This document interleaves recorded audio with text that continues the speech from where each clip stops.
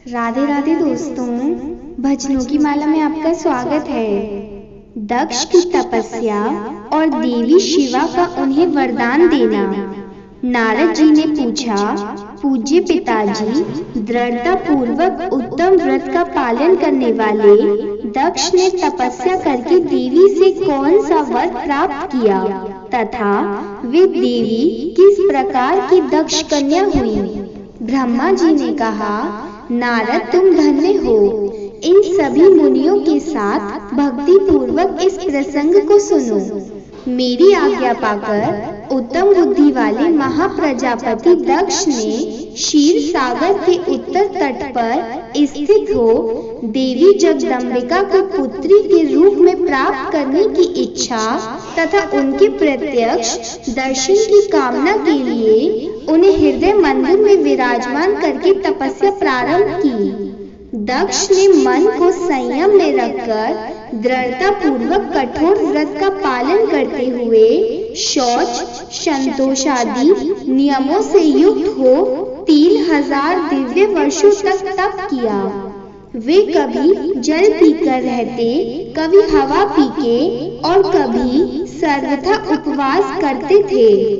भोजन के नाम पर कभी सूखे पत्ते चबा लेते थे। मुनिश्रेष्ठ नारद तदंतर यम नियमादि से युक्त हो जगदम्बिका की पूजा में लगे हुए दक्ष को देवी शिवा ने प्रत्यक्ष दर्शन दिया। जगन्मयी जगदम्बा का प्रत्यक्ष दर्शन पाकर प्रजापति दक्ष ने अपने आप को कृतकृत्य माना। वे कालिका देवी सिंह पर अरुण थी।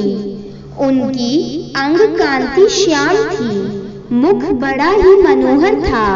वे 4 भुजाओं से युक्त थी और हाथों में वरद, अभय, नील कमल और खड्ग धारण किए हुए थी। उनकी मूर्ति बड़ी मनोहारिणी थी। खुले हुए केश बड़े सुंदर दिखाई देते थे। उत्तम प्रभा से प्रकाशित होने वाली उन जगदम्बा को भली भांति प्रणाम करके दक्ष विचित्र वचनावलियों द्वारा उनकी स्तुति करने लगे। दक्ष ने कहा, जगदम्ब महामाये, जगदीशे, महेश्वरी, आपको नमस्कार है। आपने कृपा करके मुझे अपने स्वरूप का दर्शन कराया है। भगवती आदि मुझ पर प्रसन्न होइए। शिव रूपिणी प्रसन्न होइए। भक्त वरदायिनी प्रसन्न होइए। जगन माए, आपको मेरा नमस्कार है। ब्रह्मा जी कहते हैं, मुने संयत चित्त वाले दक्ष की इस प्रकार स्तुति करने पर महेश्वरी शिवा ने स्वयं ही उनके अभिप्राय को जान लिया। तो भी दक्ष से इस प्रकार कहा, दक्ष, तुम्हारी इस उत्तम भक्ति से मैं बहुत संतुष्ट हूँ। तुम अपना मनोवांछित वर मांगो। तुम्हारे लिए मुझे कुछ भी आदेश नहीं है। जगदम्बा की यह बात सुनकर प्रजापति दक्ष बहुत प्रसन्न हुए और उन शिवा को बारंबार प्रणाम करते हुए बोले। दक्ष ने कहा, जगदम्ब महामाये, यदि आप मुझ पर वर देने के लिए उद्यत हैं तो मेरी बात सुनिए और प्रसन्नता पूर्वक मेरी इच्छा पूर्ण कीजिए। मेरे स्वामी जो भगवान शिव हैं, वे रुद्र नाम धारण करके ब्रह्मा जी के पुत्र रूप से अवतीर्ण हुए हैं। वे परमात्मा शिव के पूर्णावतार हैं, परंतु आपका कोई अवतार नहीं हुआ। फिर उनकी पत्नी कौन होगी? अतः शिवे, आप भूतल पर अवतीर्ण होकर उन महेश्वर को अपने रूप लावण्य से मोहित कीजिए। देवी, आपके सिवा दूसरी कोई स्त्री रुद्रदेव को कभी मोहित नहीं कर सकती। इसलिए आप मेरी पुत्री होकर इस समय महादेव जी की पत्नी होइए। इस प्रकार सुंदर लीला करके आप हर मोहिनी भगवान शिव को मोहित करने वाली बनिए। देवी, यही मेरे लिए वर है। यह केवल मेरे ही स्वार्थ की बात हो ऐसा नहीं सोचना चाहिए। इसमें मेरे ही साथ संपूर्ण जगत का भी हित है।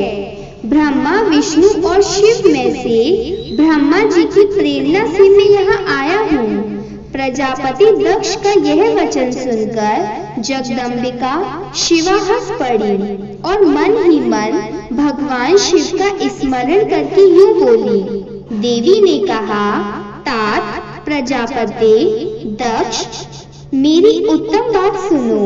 मैं सत्य कहती हूँ, तुम्हारी भक्ति से अत्यंत प्रसन्न हो तुम्हें संपूर्ण मनोवांछित वस्तु देने के लिए उद्यत हूँ। दक्ष, यद्यपि मैं महेश्वरी हूँ, तथापि तुम्हारी भक्ति के अधीन हो तुम्हारी पत्नी के गर्भ से तुम्हारी पुत्री के रूप में अवतीर्ण होंगी, इसमें संशय नहीं है।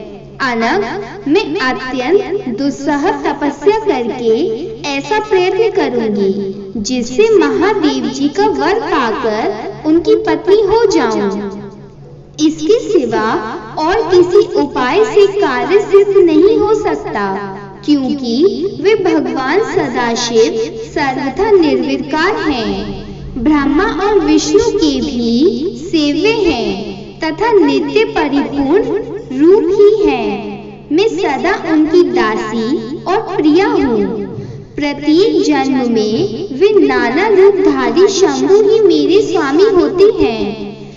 भगवान सदाशिव अपने दिए हुए वर के प्रभाव से ब्रह्मा जी की भ्रकुटी से रुद्र रूप में अवतीर्ण हुए हैं। मैं भी उनके वर से उनकी आज्ञा के अनुसार यहाँ अवतार लूंगी। तात, अब तुम अपने घर को जाओ। इस कार्य में जो मेरी दूती अथवा सहायिका होगी उसे मैंने जान लिया है। अब शीघ्र ही मैं तुम्हारी पुत्री होकर महादेव जी की पत्नी बनूंगी। दक्ष से यह उत्तम वचन कहकर मन ही मन शिव की आज्ञा प्राप्त करके देवी शिवा ने शिव के चरणार बिंदु का चिंतन करते हुए फिर कहा, प्रजापति, परंतु मेरा एक प्रण है, उसे तुम्हें सदा मन में रखना चाहिए। मैं इस प्रण को सुना देती हूँ, तुम उसे सत्य समझो, मिथ्या न मानो। यदि कभी मेरे प्रति तुम्हारा आदर घट जाएगा, तब उसी समय मैं अपने शरीर को त्याग दूंगी, अपने स्वरूप में लीन हो जाऊंगी अथवा दूसरा शरीर धारण कर लूंगी।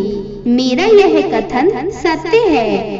प्रजापति, प्रत्येक सर्प या कल्प के लिए तुम्हें ये वर दे दिया गया। मैं तुम्हारी पुत्री होकर भगवान शिव की पत्नी होंगी। मुख्य प्रजापति दक्ष से ऐसा कहकर महेश्वरी शिवा उनके देखते ही देखते वहीं अंतर्ध्यान हो गईं। दुर्गा जी के अंतर्ध्यान होने पर दक्ष भी अपने आश्रम को लौट गए और यह सोचकर प्रसन्न रहने लगे कि देवी शिवा मेरी पुत्री होने वाली हैं।